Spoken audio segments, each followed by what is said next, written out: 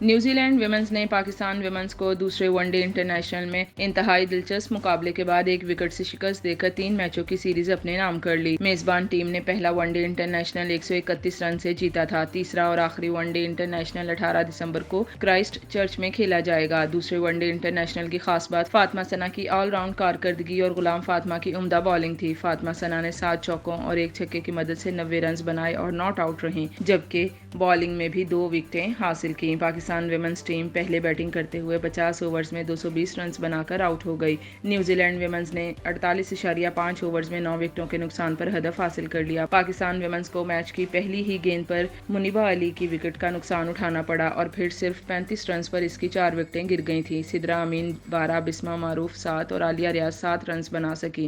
اس موقع پر فاطمہ ثنا اور نتالیہ پرویز نے 5ویں وکٹ کی شراکت میں 90 رنز کا اضافہ کیا۔ نتالیہ پرویز 3 چوکوں کی مدد سے 39 رنز بنا کر آؤٹ ہوئیں۔